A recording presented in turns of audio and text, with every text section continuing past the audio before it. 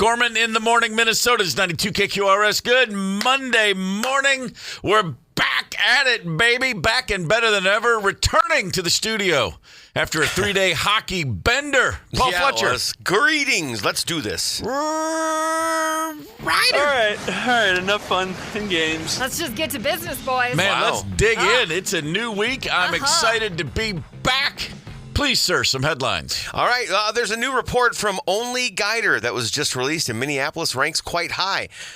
Only Guider has got a report that tracks searches and income spent on OnlyFans. And Minneapolis comes in at number 5 in the nation. Hey, great. Only Atlanta, Orlando, Salt Lake City, and Miami spent more on OnlyFans. Not surprised to see Salt Lake City in there. Like I say, a tale of two cities. That's right. Sun's up, it's one way. The sun goes down, the vampires come out, baby. That's right. Only 78 to 80% of content on OnlyFans is sexual. So, I mean, Minneapolis probably just using it for coaching, life coaching, and cooking. that makes sense. If you just look a little harder at the internet, you can find all your dirty videos for free. That's very true. Throw that one out there. Yeah. Hot dish topless. You choose. That's right. St. Paul was number 17, by the way. So they came in strong as well. At least 8 people died and many more were injured or left homeless after a series of tornadoes devastated Texas, Oklahoma, and Michigan on Friday night. The storm system spanned more than 1,500 miles and impacted over 90 million people. Here's some audio from a witness in Michigan. Yeah. Holy crap. Oh, Menard's roof just blew off. Yeah. Oh my gosh. We need to go. Because the storage shed just blew off and everything came out. We just need to go through that light. Yeah. Oh my. That is Lindsay they're waiting Whitaker for and her husband just rushing away from the storm. You see the debris going everywhere. This seems really early for tornado season. I saw 3 or 4 clips, and if there's one thing that never, ever gets old, or should say that I'm never not going to watch, not that I enjoy it, but it's tornado clips like that. Because they're crazy. March, the first weekend in March in the state of Michigan, and the word tornado, those things are never in the same sentence. Yeah. That is not cool, man. Later in March, it does happen. I looked it up, but the first week, it's almost never happens. And usually not that far north. I'm just saying. That's what I mean. As a Michigan native and with a lot of family there, not a lot of tornado talk in the state of Michigan, generally speaking. Yeah. Right.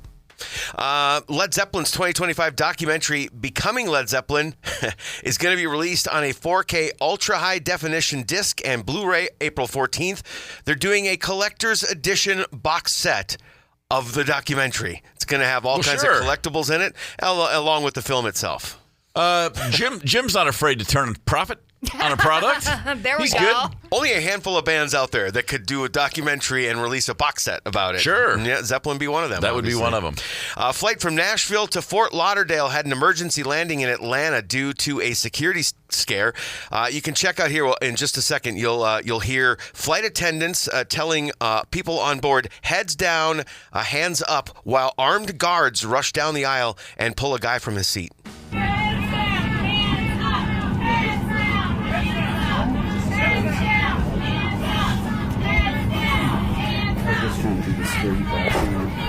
Yeah, pretty freaky. I mean, they sound like the twins from The Shining if they grew up and became flight attendants. Hands down, or heads down, hands up. No credible threat is what was determined. Correct. Just a bunch of people overreacting to something they were unfamiliar with. That's fair. The FBI and Atlanta police interviewed the passenger, and like you said, they found no credible threat. But the whole incident appeared to stem from a passenger reading text over someone's shoulder. Always a great idea. Yeah. Take it out of context. Sure. Reading stuff you have no business reading in the first place. There you go. I mean, if it had turned out to be a clue that actually caught somebody who was doing bad stuff, we would be praising this person for reading text over somebody's shoulder. But it didn't, so I want to elbow them in the nose when I lose my entire travel day because they don't know what other people do in life sometimes. Let's talk sports, shall we? Hell yeah. Let's do it. 0 to 10, the entire weekend, you were knee-deep in the boys' hockey hoopla. How are we feeling? 0 to 10, I'm going to give it an 8 or a 9. Okay, really? Yeah, Wednesday and Thursday, the quarterfinal games of the small schools and the big schools was really just kind of meh. Okay. Because there are no real close matchups. Blowouts, right. Friday was pretty great, and then Saturday I just got tingles down my spine. Saturday was phenomenal. The AA state championship game, Moorhead with a 5-4 come from behind. No one saw it coming victory over Minnetonka. Oh, in double overtime. Water. In. Shot. Back to back. Those are not dead birds falling from the sky. Those are high school kids thumping themselves against the plexiglass at Grand Casino Moorhead Arena. was down 4-1. Yeah. And as I said, came back 5-4 victory in double OT. That's their second in a row state championship. Down 4-1 with 10 minutes to go in the game. Incredible. Absolutely astonishing. That followed Warroad's 13th appearance in the state championship game in your single A championship. Another OT thriller, 4-3 over Hibbing Chisholm. Looking like 3-on-3. Jackson centers. Back to Jackson. Backside score! It's Shogamy. It's Warroad. They're the champs. I know enough to know that that's like Hockey Town. Everybody, Warroad is pretty legendary. First state title in 21 years. Oh, I hadn't realized that. Really? Been a long time coming. Holy smokes. Yeah, go figure. I didn't realize that. 2005, last time they cashed it in, baby. Holy smokes. The Minnesota Wild lost a tough one over the weekend yesterday in Colorado. Nathan McKinnon got a goal for the Avalanche in the second period. Kaprizov equaled on a power play in the third. Sturm got loose for a shorthanded breakaway. We're cruising 2-1. And then Nicholas Roy for Colorado answered. Scoreless overtime, we go to a shootout. McKinnon gets the winner in the shootout. A great game, very evenly matched. They are one of the Wild, only 3 teams in the NHL that still hasn't been shut out this season. Wow, I didn't know that. Boston and Los Angeles, the only other 2. Great game. After the game, players for both sides were saying, well, we know that if we see each other in the postseason, it's going to be a war. Yeah, really good. Yeah. The Minnesota Timberwolves did what a lot of teams have been doing all season long, which is they just sucked in an afternoon start on Saturday. Crazy. Almost went to this game and was thrilled I didn't because I was watching the first half, and you could tell somebody showed up to play. That was the Orlando Magic, and the Wolves overslept. And again, this is like a league-wide thing, but the Wolves specifically have had some blowout losses if they're starting off, before 4 in the afternoon. The early afternoon starts, they have struggled all season long. So interesting. It's just immature. It's like, dude, you got to get up earlier. Go through the whole. You got a 4-game pregame protocol, 4-hour pregame protocol. Wake up 4 hours earlier. Yeah. Come on, guys. That's ludicrous. This is now the beginning of a road trip after a 5-game win streak snapped on Saturday. 4 games back to back in LA. Back to back in LA, and I believe the Warriors. We're in third place still, but that's as good as it's going to get. We ain't catching the Thunder 9 games away, or the Spurs, who are 7. But if we can hold on to third place, it's going to be the best we can do. I do need to mention this. It doesn't involve the Timberwolves. Jason Tatum of the Boston Celtics played over the weekend 2 games. Okay. He tore his Achilles at Madison Square Garden 10 months ago, and he's back. And he looks amazing. Wow. He tore his Achilles during the Eastern Conference Finals, right. right there at Madison Square Garden. Yeah. And so, of course, that means he's going to miss this whole season, and then he'll need next season to come back, because in the NBA, an Achilles is a 2-year thing. Right. You miss a year, and then it takes a year to get your game back. He showed up Friday night and damn near had a triple-double. Oh, that a boy. Holy smokes. I don't know if AI performed the surgery, but we have crossed some sort of Rubicon with torn Achilles tendons. A mind-boggling return, which I guess bodes well for people moving forward. That's wow. Kind That's of incredible. Kind of astonishing. North Hudson, what's up? Come on, North Hudson. Good morning. Let us know how you're feeling over there. Oh, yeah. Monday morning mixtape time, as it is Daylight Savings Week 1 of the year. Let's talk about songs that mention the time, songs that tell us what time it is. Okay. Yeah, that was the Literally question or figuratively. I heard it all day yesterday. What time is it? What time should it feel like? Am I going to wake up earlier tomorrow morning? Right. These things What happen. time? Yeah, so we'll load up the mixtape. We'll welcome your submissions on the Luther Westside Volkswagen Talking Text Line 651-989. Rock Rider, what comes to mind first? All right. Of course it's Maiden. It is 2 minutes to midnight. I like the, Yes. of course it's Maiden. Of course. What kind of question is that? That's a good call right there, man. All right, Paul Fletcher, I'm waiting for a knuckleball. Well, you're going to get a knuckleball. I had a feeling. And it's also, the funny thing is it's the exact opposite tempo of what Ryder just played. Couple of guys, it's Times of Trouble, Temple of the Dog. Couple of guys from Soundgarden, Matt Cameron eventually becoming a member of Pearl Jam, and then 3 guys from Pearl Jam honoring the late Andrew Wood. Okay, I was like, is that a Soundgarden song I've never heard? Temple of the Dog, I don't think I ever got through the whole album. I knew a couple of the songs. You know what? I don't know if the entire album is, it's not, but there are 4 tracks on that are outstanding. And that song actually, the music to that song ended up becoming a different Pearl Jam song. Oh, fair enough. So there's 2 versions of that song. Well, that's a good story for the day. So you rolled out a knuckleball. I'm sorry, man. I just went right down the middle. 4-fingered fastball.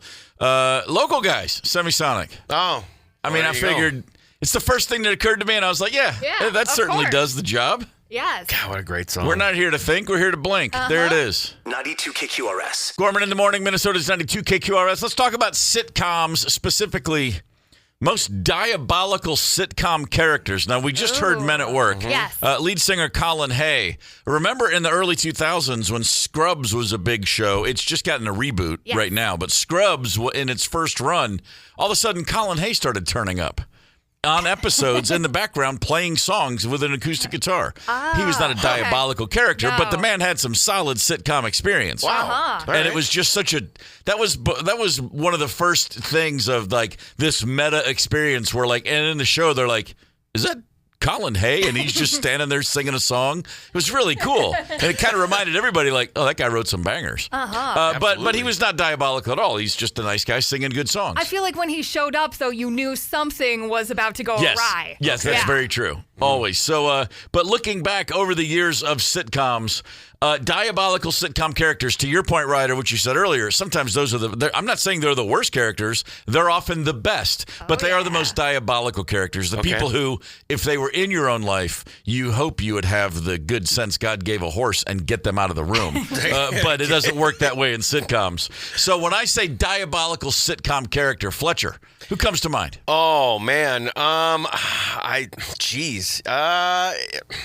guess maybe Larry David in Curb Your Enthusiasm. He was just like, he was unmatched for the most part. There's you can't poke holes in the theory. Pretty diabolical figure, walking around just making every room a little less likable. Hospitable? Yes. Yeah. And by the way, remember when that show debuted and the whole thinking at the time, and as beloved a guy as Larry David was, or as successful, when Curb Your Enthusiasm first came on, there was a whole lot of think pieces. What's wrong with this guy? Why do you need your own show? You created Seinfeld. Right. You're making $300 million a year in syndication. And what this is just some vanity project? Like, people were coming at him for it. Right. And then it's like, how long can we watch a show about a guy who just makes everyone miserable? And the answer is forever. Long time. A really, really long time. And I stopped watching regularly. Kind of like with The Simpsons after a while. It just doesn't become appointment television. But anytime I put one on, I'm just immediately like, this is the funniest thing I've ever seen. Oh, I'm in. Yeah, pretty strong effort from Larry David right there. Ryder, who comes to mind? It's got to be Nelson, right? From The Simpsons. Did he make the cut? Yes. As long as he makes your cut. That's all we care about. Yeah, really not a whole lot of there's not a lot of redemption in the character arc of Nelson, is there? I mean, he'll have like a one-off episode where you see him as a real human, but mostly he's just pointing and laughing. Yep, just pointing one of his 4 fingers and laughing. Another character from The Simpsons on the list we have. He doesn't make the top 3, but he's in the top 5, and that would be Mr. Burns. Now, excellent. I mean, so many memories of Mr. Burns, but the one where he gets he's getting radioactive treatment and he glows and they think he's an alien. That's so good. Oh, I mean, there's just so many moments where I just think back, like watching that show in real time, going, "This is the funniest thing I've ever seen." That was the one where they had Sculler and Mulder like do the crossover with the X-Files. That's right. The one where he is glowing. That was a great episode. So many good moments right there. You know what? My first thought, I got to go way back in the Wayback Machine. Now, a lot of people, most of us, myself even, probably too young to watch this in real time, but the syndication through the 70s and 80s, a lot of us would get home from school every day and watch Gilligan's Island. Yes. Oh, yeah. And I, for one, would say, Is anyone more diabolical than the skipper who can't steer a boat for a 3-hour cruise, but in fact shipwrecks people for years? Skipper. True. Dude. You don't get a weather report? I know it was the 60s, but other people probably stayed at harbor. And then, by the way, you hire a first mate who's inept. I mean, come on. I blame Jonas Grumby. That's his name, by the way. That's the skipper. That's his the name. skipper's name? That's the skipper's name. Jonas Grumby, played by the incredible Alan Hale. Yeah, Jonas Grumby was the name of the skipper. Wow, I didn't know that. And because there's an early episode where they have a transistor radio and they hear a news report about themselves, and they say, Skipper Jonas Grumby. And, of course, I used that as a hotel alias in the 90s when those things were important. Oh, very cool. Yeah, that's how that works. I like that one. Sitcoms, just a staple of the American experience for decades. Not so much anymore. I mean, the way our viewing habits have all gotten so fractured. Yeah. But at a time when there was basically 3 channels that everybody had to choose from, boy, a sitcom gig was the cherry on on top. Boy, if you got one of those, you were set for life. Diabolical characters. We've got a list of the top most diabolical characters of all time, and we shared our thoughts. Paul, you went right with Larry David from Curb Your David as Larry David. Just great. Right. It's tough to beat. Ryder went with Nelson from The Simpsons. Yeah, pretty strong. I just thought about the skipper. I mean, if he had known what he was doing, they would have never been on. They wouldn't have been castaways. They just would have been people that had a 3-hour tour. Right. Yeah. You know what I'm saying? Do your job. Yeah, that's it. You had one job. Just do your job. It's simple. Get them on the boat, get them out, get them back. Real simple. But no, that's not how it worked out. 651-989-ROCK, the Luther Westside Volkswagen talk and text line. Gaius, our buddy Gaius, came in with Louis De Palma from Taxi. Just a perfect Danny DeVito's character, right? Perfect example, of diabolical and the greatest part of that show. I mean, what an indelible character Louis De Palma was. Tremendous. Also, Ryder's dad came in with Eddie Haskell from Leave It to Beaver. He said no one else is even close. You know what? Kicking it old school, but you know what? Sure. Dad, you've watched so much freaking TV, and you're going all the way back to Leave It to Beaver? Hey, man. I can't believe he didn't say Dr. Smith from Lost in Space if he's going old another school. Great old school one. He wasn't even supposed to be there. He stowed away. Yes. And I believe the extra weight is what caused them to get lost, if memory serves. Boy, that's a good one. Going back to Eddie Haskell, though, that was the one of the initial bad guys in TV history.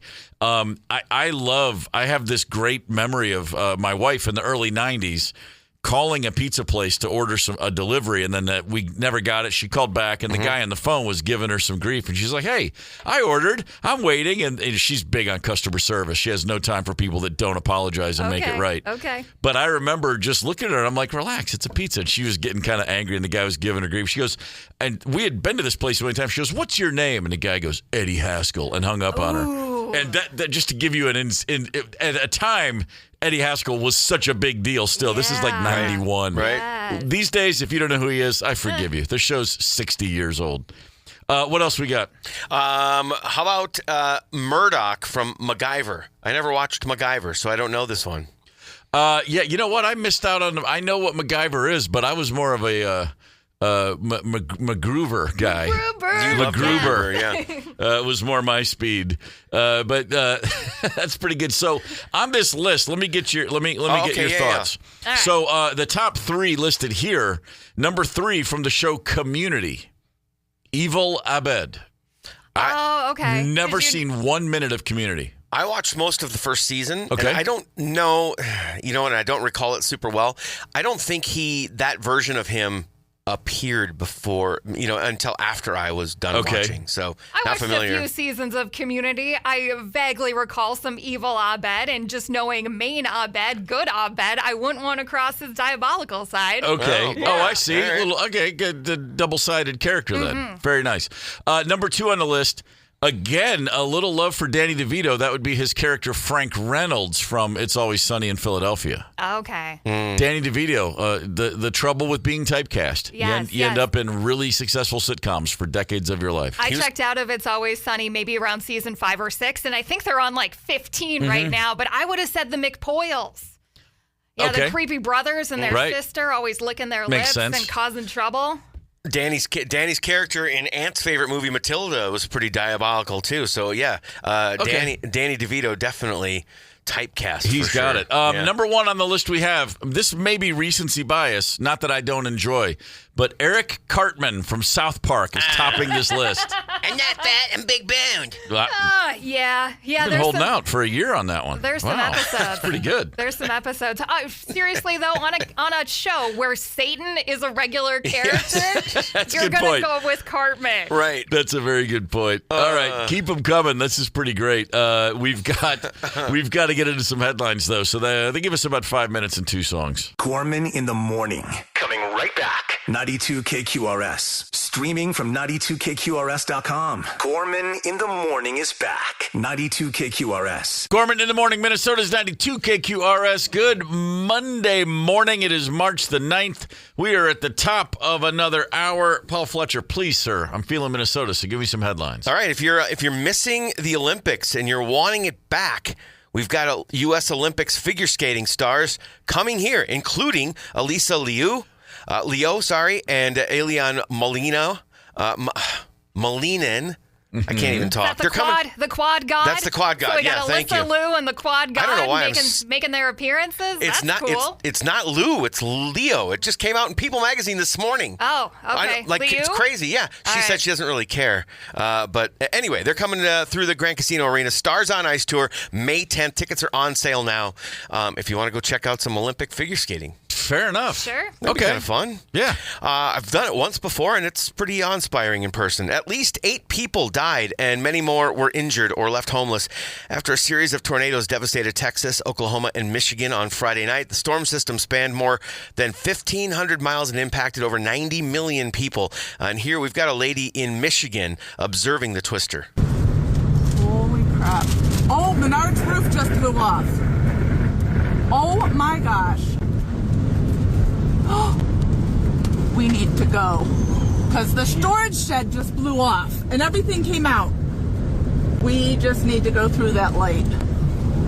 Oh my. So they're in Three Rivers. It's a woman, I think, Lindsay Whitaker, and her husband driving away from these tornadoes. You see debris everywhere. What's nuts is it sounds like they're sitting there waiting for a light.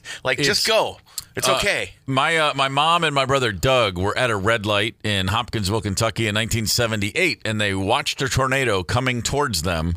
And when it was still probably a quarter mile away, they just looked up and were like, "Oh, is that coming?" And before she could even react, it shifted directions very quickly. And they watched it blow the roof right off a liquor store, and the entire store collapse in on itself, among other things. And then she turned the other direction and drove as fast as that little Datsun 210 could carry them. Wow, that's a good car. Datsun 210. Pretty crazy. I've never seen one in person. I've seen one. I've been in 2, and I saw one of the 2. And that's not cool. It's not one of those, it was actually cool. No, it's beyond terrifying. Yeah. Ryder, cool. have you ever seen one? I haven't person? seen one, no. Okay, all right. Yeah, they're just, I don't know. Part of me wants to see it. You don't. Not so much. You don't. Fleetwood Mac released Rhiannon as a single in the U.S. March 6, 1976. So we're at 50 years. It seems impossible. Stevie Nicks was inspired to write Rhiannon after reading a novel called Triad by Mary Leader, which featured a character named Rhiannon. 50 years. By the way, my son is 25 years old. He lives in Los Angeles, and he said something recently, which was this: every single girl I know in Los Angeles is obsessed with Fleetwood Mac. I was like, really? Yeah. Yep. He goes, they know Stevie and Christine. They know all their songs like their Taylor Swift songs. They're like, no, man, that band is bigger than ever. And they were in the top 10 of all the vinyl albums sold last year. Fleetwood Mac's Rumors was like number 3 in America. It's crazy. It's kind of random, I think, but Fleetwood Mac is one of the bands that Spotify has been incredibly good to. Sure. That's where they've been, I think, discovered for the most part all over again. Is that 420 dog or whatever with the cranberry That juice didn't hurt. skateboarding? That didn't hurt. I can tell you that. That was Dreams, right? That was kind of the beginning, I think, of the comeback. Yeah, good call. Good pull, Ryder. A sheriff in Atlanta has been charged with DUI after troopers saw his vehicle driving erratically and followed him to his home. Here's a woman who lives in his town talking about the situation. Should he keep his job? Probably not. being in that position. It's not good for anybody to be drinking and driving, especially a public official. It's not a good look for Hall County. That's not a good look for anybody. I mean, that's just not a good look. It's not a good look. No, it's not. It's not a good look. Well, these things happen. I like how the troopers followed him all the way home as opposed to pulling him over on the side of the road. What in the Let's hell just are make you sure he doing? gets home before we cuff him. The report says he was Sheriff Gerald Couch was 3 times over the legal limit. And here's the kicker. The troopers were already on the way to the sheriff's house to reclaim the county vehicle when they spotted him. Nice. God.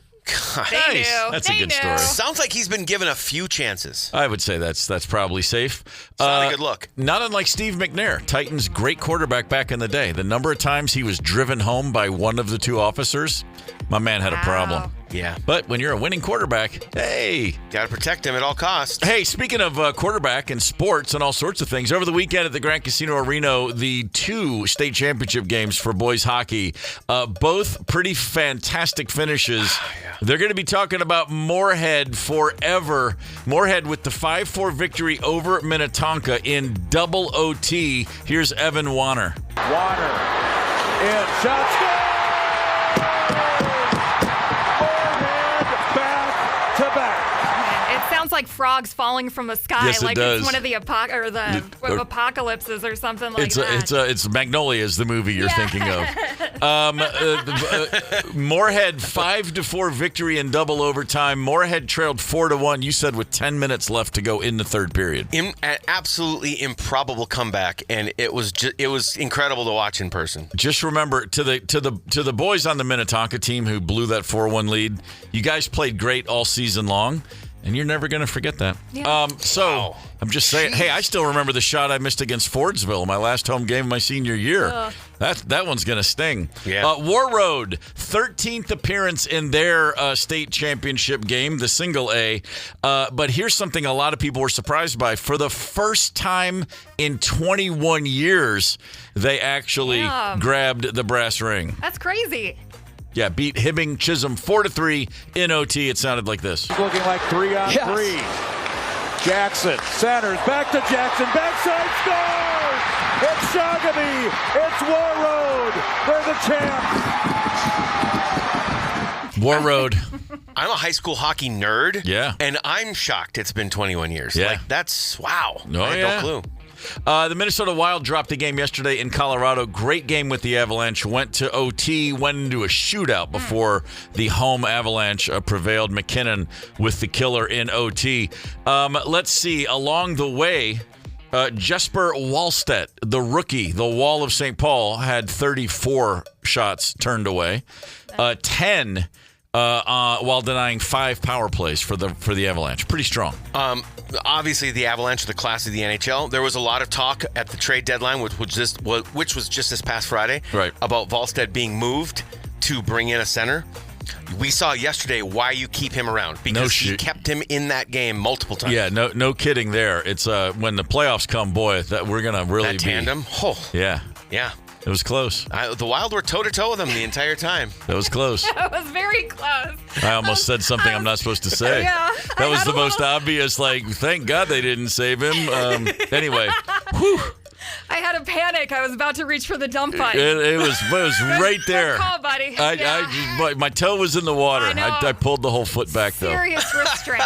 Minnesota Timberwolves on Saturday did not decide to show up for their 2 p.m. tip-off until about 3:30, and they lost a game to the Orlando Magic. They can't even blame it on the time change. No, they can't. I mean, the next day would have been one thing. They've lost. The Clippers beat them by 19, the Hawks beat them by 24, and the Warriors beat them by 26 in games that started before 4:30 Central. Guys, you just got to get up early. It's a little nuts. Time to grow up. This is a league-wide tendency. A lot of teams perform poorly in afternoon starts on weekends. But the problem for us on Saturday was the Magic didn't perform poorly. They actually showed up to play, and that was the difference. The Timberwolves go out west for 4. Let's see what else we have. Oh, the Minnesota Frost yesterday. Kelly Panik's power play goal in overtime on an assist from Taylor Heisey, Olympic hero. Yeah, if you need a goal in OT, get the puck to her, and she'll find someone who wants to score. Yep. To bring them to a 3-2 victory over the Toronto Scepters. On this day in 1980, Gordie Howe and not one but 2 of his sons skated on a line together for the Hartford Whalers. That's one that will forever still, like, we talk a lot about Gretzky's stats. They blow your mind. Yep. How about Gordie Howe and 2 of his sons skating on the same line in a National Hockey League game? Think of a professional athlete in sports today that's in their 40s. Yeah. It's pretty rare in any sport. Yep. LeBron. Yeah. Gordie, you've got a couple in the NHL. Yep. Gordie Howe played into his 60s. Yeah. No, I know it's a different time, but still, that's 20 more years. It's insane. Well, it's a shocking thing, and people rightly say, like, wow, I mean, whether it's good or for the Lakers or not, LeBron and his son have been on the court together this year. Yeah. It's wild to see that. 2 sons at the same time in a line where there's only 3 of you to begin with. I mean, it's just crazy. It's like, wow, Gordie. Yeah. That's calling your, I mean, Babe Ruth called his own shot, but Gordie called his own damn shot. Yeah. Let me tell you. Gordie Howe, unbelievable. Brooklyn Park, what's up?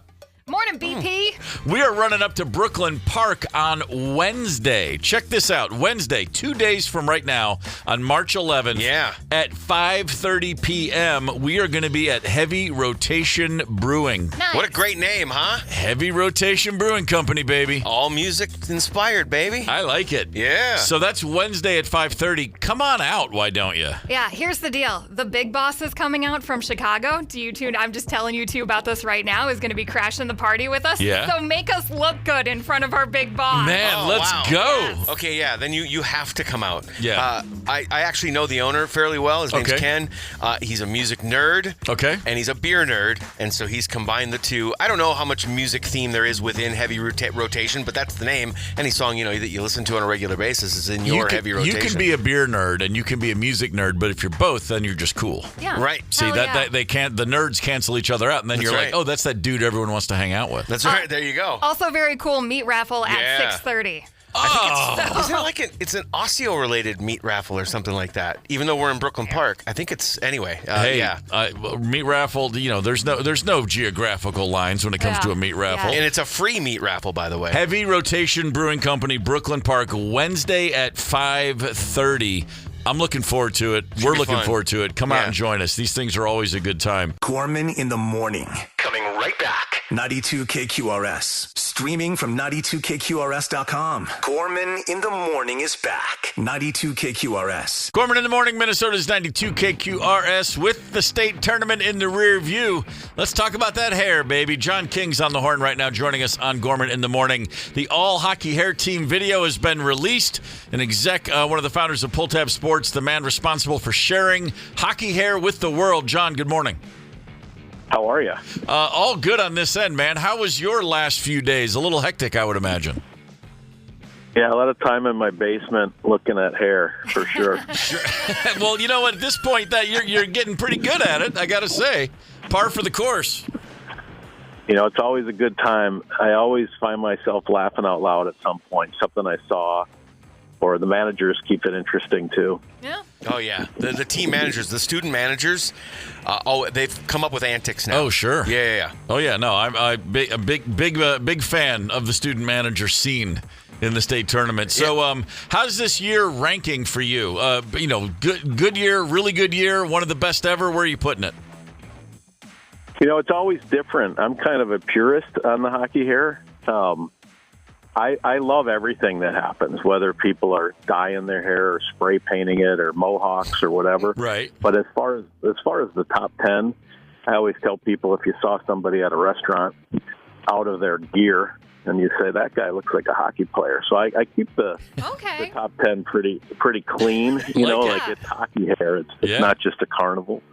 But Hibbing, these guys, it just brought me so much joy seeing what they brought down to the tournament. They got something in the water. It's pretty special up top from Hibbing. John, and the big thing about this thing, you were going to retire it a few years back, and it's really kind of since then. I think probably because you said, I'm going to take the toy away, people went, oh, wait, we need to catapult this thing into the stratosphere. It's become even bigger, and it raises so much money. How about talk about the charitable angle of the hockey hair video? Yeah, I was going to stop when my son was a senior, and then I do a lot of work with the Hendrickson Foundation supporting SLED special military, blind, deaf, and hard of hearing hockey in Minnesota. And I was at their festival, and a lot of the kids and stuff were kind of like, what? Why are you not doing this? And then I found myself waking up in the middle of the night in a cold sweat, like with hockey hair jokes in my head anyway. So I was like, let's just keep rolling. We've done a lot of good with the Hendrickson Foundation, giving them gear, helping raise money. It's a really grassroots charity started by Larry and kind of Danny continuing on. So, yeah, that's what really makes me feel good about it is it's doing some good, too. It's fantastic. It's something that people look forward to all over the country. I mean, it's really turned into. I remember a year ago there was a big article in the New York Times all about this. Yeah. It's certainly more than just this thing I do. So props to you for running it up the flagpole as high as you've done. Is there ever going to be a year? My dream is to see a team come out where every one of them has completely shaved their heads bald. What do you think? Any chance? It could happen for sure.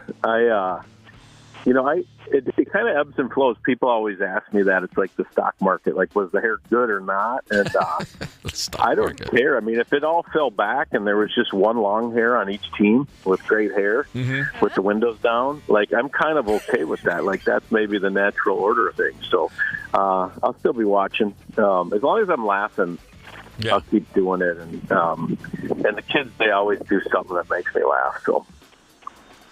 John, longest hair you ever had? What year was it? What was the style? When you look back, was there ever a time when you had the real mane?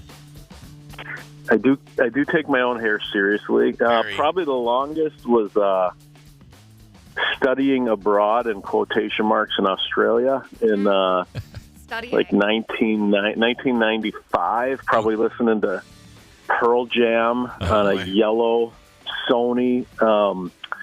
Discman. Yeah, nice. Yeah, it was. I could have been a DJ back then. Yeah, I had very long. I had the ear pierced. I was working out some stuff, but yeah, it's been long. What were you supposed to have been studying during that trip? I did a lot of like Australian feminist writers, like maybe poetry. I had a class called Cinema Art. Okay. Where I would go to the movie theater one day and watch a movie, and then you would essentially write like a book report on like Jaws. It was great. I took that I highly class encourage here. Studying abroad. Yeah, it's worth checking out. Yeah, fantastic. So we're all about the hockey here, and it typically is cold. This week's been pretty nice, but it's not as nice as the weather that you're enjoying right now. Yeah, Turks and Caicos. I didn't even know where I was going. I actually looked on. It's aqua. It's good. I just, how you fight for the beach chairs. I just got down here early to kind of post up, get the elbows out, and make sure we get a chair for the day. Right. But yeah, no, this is going to be good. Yeah, when I texted him last night to confirm, he sent me a picture of his sandaled foot up on glass with nothing but aquamarine water out in front of him. Thoughts and prayers, John. I hope you get through this difficult time in one piece. Okay, John, we'll get by. Technical question. When they do the just the bald top and then all the long flowing hair, what's the technical term for that? Like a skullet you're talking about? Skullet? Or like, is that what it's called? Yeah. Skullet? Yeah, kind of a Bozo the Clown kind of deal. Yeah. But thumbs up or down on that? The stuff honestly, like the stuff that keeps me going is like in the video this year, there's a kid that does 2 woos. He does a woo when he comes up to the line, and then the camera stays on him too long, and he does a double woo. And that's the kind of stuff where if you've been watching this as long as I have, I'm like, that is just hilarious. But yeah, I would encourage if anybody can give to the GoFundMe at GoFundMe.com. Hockey hair changes lives. $5, $3. If he ever laughed once watching one of these videos, Yep. that would help us out a lot. I'm looking at the site right now. We'll put it up on our socials. Hockey Hair Changes Lives on GoFundMe. John, thanks so much for your diligent effort as always. And please, if you get a chance, enjoy Turks and Caicos. I will. Hey, thanks for having me, guys. You got it. Keep the hair long. Bye-bye. See ya. See you, Kinger. There it is. There you go. He didn't mention anything about any luggage problems or difficulty with his travel. But, every now and again, you get to the other side of a trip and you're like, where's my stuff? Come on, man. I checked my bag. Where did it go? Every year about this time, the list comes out of unclaimed items from airports. And as per usual, this year's list is filled with weird stuff. Let's talk about the weirdest, strangest unclaimed items at airports. They were checked. They went, and if you check a bag and don't get on the plane, they usually take that bag off the plane. It's like a security deal. Exactly. Right. They gotta go get it. So the people that checked these items did, I would have to assume 99.9% of the time, they did take the trip. And then they decided for whatever reason, I'll just leave it behind. Sure. I mean, why not? I get it. You're coming from the tundra, the cold frozen north. You get to the Gulf Coast. You're in like Tampa, and you're just like, screw it. I got to get to the beach. I don't need my clothes. It's 90 degrees out. I could see that. Yeah. I could see that. Maybe. But some of these, there's really just hardly any possible reason for this. Maybe you just decide I'm tired of lugging them around, but golf clubs are left behind more often than you might imagine. Oh, okay. All right. However, there's a Japanese brand called Hanma, and they make a few different types of clubs that are gold-plated. What? And last year, a full set of gold-plated golf clubs was left behind. That's about $60,000 worth of golf clubs. I want to be in a tax bracket where I forget my $60,000 golf clubs. Right. Or you just want to be on the right pills. Or that. One or the other. Here's one that also jumps off the list to me. A full beekeeping outfit. The suit, the gloves, the mask, the whole thing. You're going to need that. Yeah. I mean, if you're traveling with a beekeeping outfit, you're, I would imagine, going to be around bees, and you're going to notice, where's that suit that keeps me from getting stung? Yes. That's got to be a business trip. There's just no way that's for fun. Or Maybe you're it's on a your way hobby, to I what don't the Brits would call a fancy dress weekend, and you just decided to change costumes mid-flight? I don't know. It could be a costume party that you're going to be missing out on. Something weird beekeeping fetish. I had a bee situation. Had bees removed from the house once, and the dude showed up, and he put that suit on, and it was like watching a guy get into a spacesuit at NASA. Yeah. You know what I mean? It was like, oh yeah, you're here to save the day. Mm-hmm. Get that beekeeping suit on, dude. Like Marty McFly in when he's back in the 50s in Back to the Future. How about this? A 1 ounce gold bar. This is 99.99% pure. It was tested. It's worth several $1,000s. Ooh, yeah, that'd be one I would want. Yeah. How do you check a gold bar? I mean, how do you do that and not think to yourself, I hope I see this again, and then how do you go on to then unclaim it? Yeah, gold bar seems like a carry-on item for sure. I was going to say a 1 ounce gold bar is not that big. I'd put that in the old the duffel bag. You would think you'd be able to carry that on, although TSA might say it's a blunt instrument, and you might use that, and then you just say, I'll just take it. Yeah. You never know. Yeah, I don't know. Maybe these are pretty wild. Another thing too is you could just leave. Well, I guess if you purchased it, but you could just leave your gold bar at home. Maybe you don't need to travel with it. Have either of you ever had a lost item? Have you ever had a where you didn't forget it, but you got the other end and your bag didn't show up? I have the least interesting lost item situation ever, and that is that they misplaced my bag, but it caught up with me by the end of the trip. I was on a connecting flight. It caught up with me. They told me though, we've lost it. We're kind of sure of where it might be, and it did end up finding me when I got to my destination. Ryder? Sure. I think me and Mr. Ryder were coming back from a trip to Puerto Rico, and as he saw on his phone, he was tracking his bag. I don't give a crap about mine. Yeah. That his bag did not make it on our plane. Ooh. And he was losing his mind. He is ready to just go rip whoever at the service counter a new one, but we're waiting at the carousel for my bag to come down, and then lo and behold, his bag shows up. It was actually my bag. We'd switched the tags around. That wasn't going to be making it home. Man, I was real smug sitting there because it was my stuff, so we were not going to go yell at anybody. Yeah, right. We were just going to casually march over and say, hey, confirming our address, and you can just drop this sucker off, and I'm coasting home right now. Ooh, yeah, fair enough.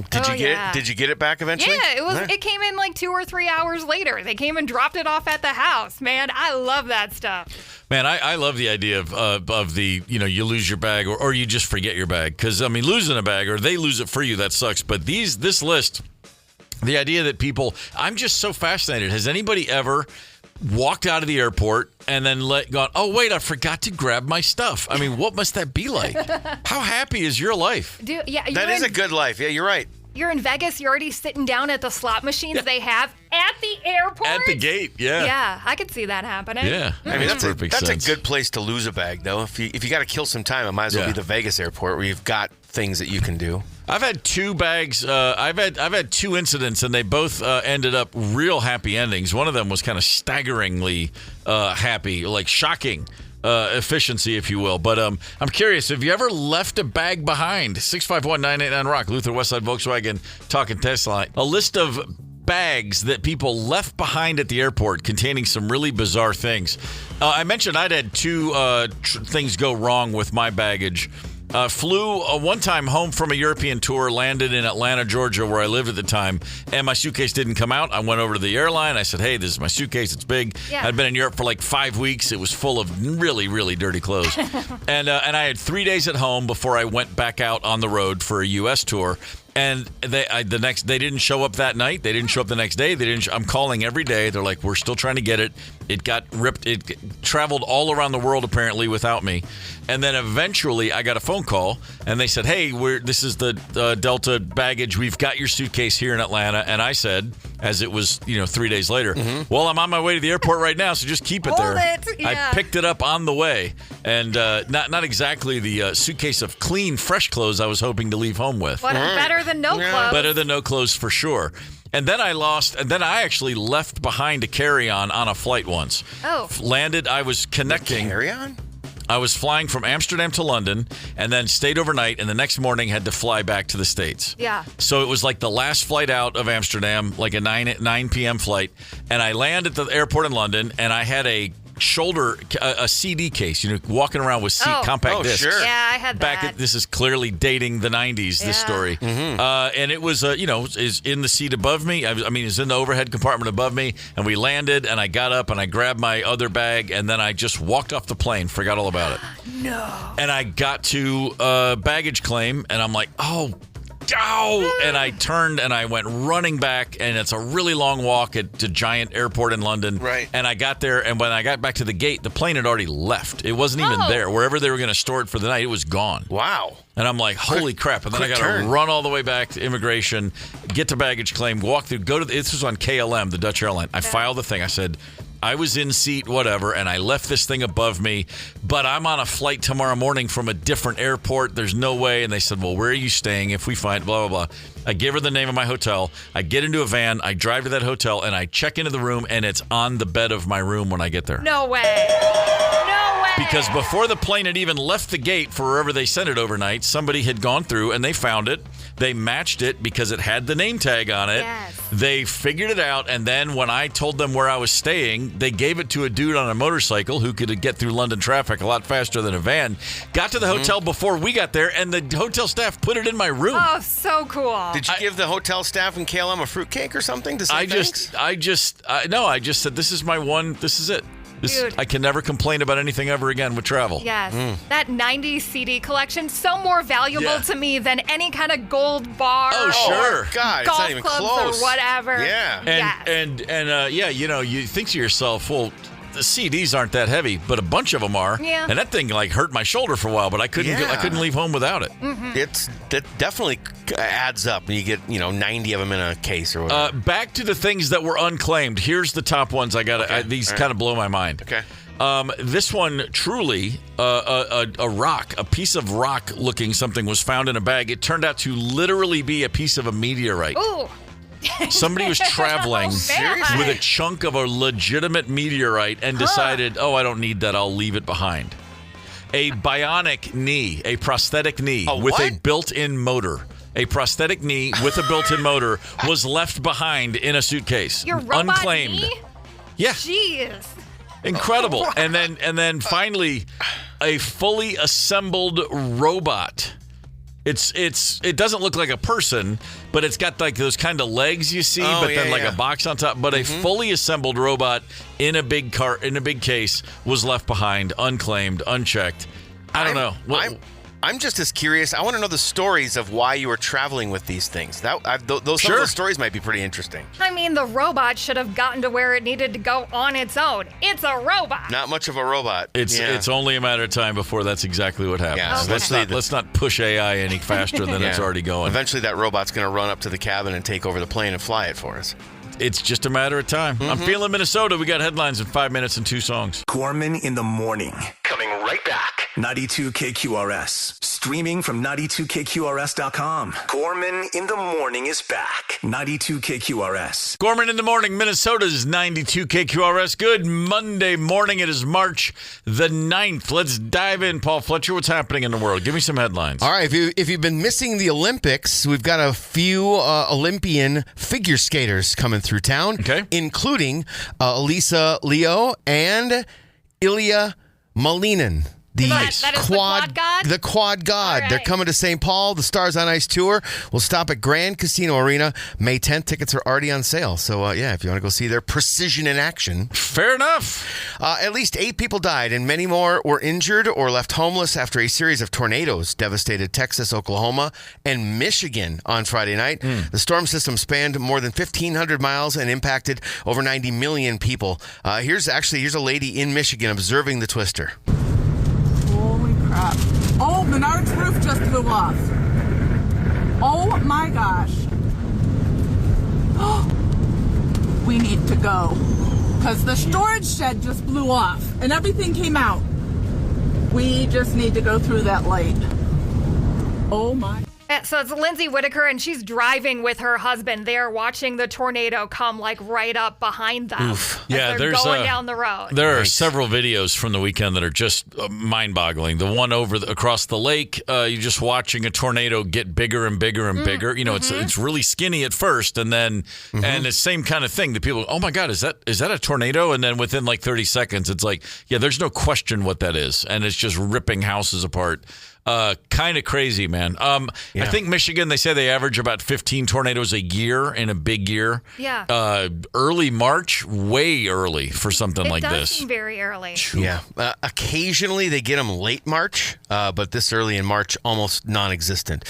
Fleetwood Mac released Rhiannon as a single in the U.S. on March 6, 1976. So we're talking 50-year anniversary. Stevie Nicks was inspired to write Rhiannon after reading a novel called Triad by Mary Leader, which was based on a character named Rhiannon.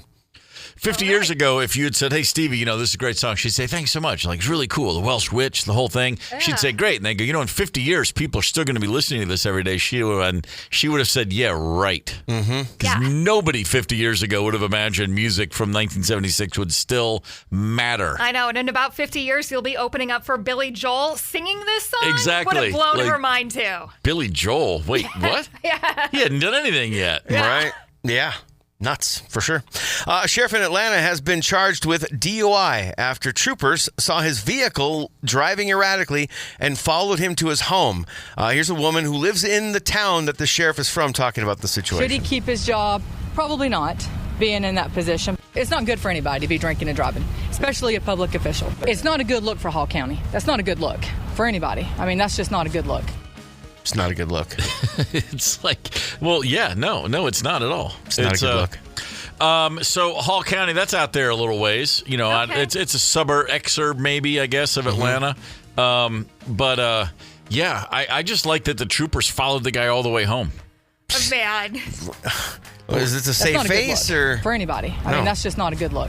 The report says Sheriff Gerald Couch was 3 times over the limit. And here's the thing. The troopers were already on the way to his house to reclaim the county vehicle that he was driving because of his drinking and driving issues. Okay, wow. Yeah. So, and then they saw him swerving on a nearby road. So it's obviously he's been given more than his fair share of chances, the way it sounds. Maybe you don't want to rattle him by turning on the lights and the sirens. You know what? That could have been one of those game time decisions until you're there. That you never know. Man. Let's talk sports. Moorhead Spuds. Way to go, fellas. What a great nickname. The Moorhead Spuds in the AA State Championship down 4-1 in the third period. Halfway through the third, they come back to tie. They put it into overtime. This is the game against Minnetonka. They go to double OT. Moorhead with the 5-4 victory in the single A state championship game. War Road, no stranger to the state title. This is their 13th appearance in the championship game. They beat Hibbing Chisholm 4-3, also in a single overtime thriller. But this is War Road's first title in 21 seasons. Oh, damn. Not since 2005. Hell, I know all about War Road. I can't believe it's been that long. That's a whole drinking person. By the way, that is a whole drinking person. We by the way, we had a third place game. The Class A third place game went to overtime. 3 of the 4 games on Saturday went to overtime. Man, if you were down at the tournament, you got your money's worth, that's for sure. Yesterday in Denver, the Minnesota Wild rallied in the third period, took a lead over the Colorado Avalanche, gave the lead back, and then went into overtime and ultimately a shootout before losing to the Avalanche. Nathan McKinnon got the work done in the shootout. But a great game for the Wild, if you will. This is the best team in the league, the Colorado Avalanche. We are neck and neck with them right now, at least on the ice. So what you've got is Jesper Wallstead, 34 saves for the Wild. Nice job there, fella. Yep. The Wild going into the third period had not scored. They are still one of only 3 teams in the league that has not been shut out all season. Oh. Not a single shutout. Way to go. That's impressive. I'll tell you what, there are no shootouts in the playoffs. And That's right. And they went toe-to-toe with them. It's going to be a heavyweight bout if those two face off for the Cup. Timberwolves on Saturday had a 2 p.m. start against the Orlando Magic, lost by almost 30. Just a ridiculous game. The Wolves were off from the jump. This is a team that has this season had a few of those afternoon weekend games where they do not show up until the second half. Saturday was no doesn't make sense. Was no different. Worst shooting night of the season, 35% from the floor. Worst 3-point shooting game of the season, 22%. Second fewest assists in a game, 17. Man. That's ugly basketball, gentlemen. They're on the road for a 4-game West Coast road trip. Yuck. Another NBA note, Jason Tatum came back Friday night 10 months ago in the Eastern Conference Final. Jason Tatum of the Boston Celtics on the road, playing at Madison Square Garden, went down with a ruptured Achilles tendon, and he played on Friday night, again, 10 months later. This has, historically in the NBA, been a 2-year injury, meaning you blow your Achilles, you miss the whole next season, and then the season you come back, you're still learning how to replay, you're getting back into shape, getting back to confidence. It's like a 2-year ordeal, or if you're Jason Tatum, apparently 10 months. Whoever that surgeon is going to be in super high demand. Yeah. I did see there are videos they've released about his rehabbing, and it's so intense, the situation he just went through. One thing in his favor, he's still in his 20s. Okay. I mean, he's a young guy. Yeah. But they had him on a step count, as in don't put any effort on that calf muscle. You can only have so many steps a day. You can only try to jump so many times a day. He had a guy with him 24/7 who would then say, you have to sit down for the rest of the day. This went on for months. The entirety of his rehab is mind-boggling. But if Achilles are starting to turn into a 10-month recovery period, that's going to change a whole lot of things for a whole lot of athletes. Definitely sounds like a breakthrough on all fronts, the surgery, the rehab, all of it. Yep. Quick hockey note. On this day in 1948, NHL President Clarence Campbell imposed lifetime bans on 2 players, Billy Taylor of the Rangers and Don Gallagher of the Bruins. They were betting on their own teams while playing in the league. Wow. Now, Billy Taylor had been a great player for the Red Wings, led the league in scoring during a few years, got traded initially to the New York Rangers, and there were FBI wiretaps where he was on phone conversations with a known Detroit mobster. Wow. Yeah. He bet $500. So at the time, Billy Taylor left Detroit but had Detroit friends. He was playing for the Bruins while on the phone with this gangster, and he bet $500 on the Chicago Blackhawks to beat his own Boston Bruins. Ooh, that's not cool. It's not cool. And you know what makes it worse? You know what makes it worse? What? Boston actually won the game. Uh-oh. That's So trouble. not only did he place the bet, he couldn't throw the game enough. So, yeah, that is a problem right there. Banned That's not for a good life. look for anybody. I mean, that's just not a good look. No, it's not a good look. I've been a diehard hockey fan for half a century at this point, and I've never heard of those guys. So I guess they were blackballed from hockey. Yeah, hockey was they like... got their wish. You're not going to come back, and we're not going to talk about you anymore. Yeah. Hey, See you later. Stillwater, glad to have you with us this morning. Rise and shine, What a Stillwater. lovely little part of the planet Stillwater, Minnesota is. Yeah. It's a Monday morning mixtape we're throwing together, looking for songs that have the time. What time is it? Yeah. Daylight savings time. So, we're thinking about our clocks and our watches. Let's take a look at some songs that have been submitted already, songs that come to mind. One off the bat, a bunch of people, but I already said the first one I thought of was Semisonic's Closing Time. Not to play Homer, but it's what I thought of, Yeah. It was a good pick. Yeah. It makes perfect sense. Going old school, Chicago has the old "Does anybody really know what time it is?" song. Yeah. Chicago has they have the 25 or 6 to 4. I got to tell you, though, and lots of people are like, what does that mean, 25 or 6 to 4? That's the time. They were sitting there writing that song 25 or 6 minutes to 4 a.m. Right. And it might be a little triggering for me because Saturday night, I was up way past my bedtime and not by choice. Really? So it was because it was birthday weekend for me and Mr. Ryder. Right. So he's planning this year. He's like, I got us a hot tub. We're going to go spend the night in a hotel. He didn't tell me where. And I was like, okay, cool. Saturday afternoon, we get into the car and he's like, we're going to St. Paul. And I said, oh no. Saturday afternoon, because we're going to check into the hotel at 3. Yeah. And we get into the car, and I said, you know about the boys' state hockey tournament, right? Right? Uh-oh. And he said, what? Hockey tournament? Oh, boy. What are you talking Man. about? So I'm like, okay, but we're not staying by Grand Casino Arena because it's just going to be crawling with high school kids, and that is not the vibe we are looking for this weekend. And he says, no, we're kind of over by Lower Town. We're going to go to a nice meal at Dark Horse, very tasty food. I think we'll be fine. So my fingers are crossed that we are going to be out of the blast zone of the state high school hockey tournament. So we get to the hotel. Parking lot is full of giant-ass trucks. Like people who have driven away, license plate from Minnesota, North Dakota, all sorts of things. Just your big, giant F-150s. We walk into the lobby to check into the hotel.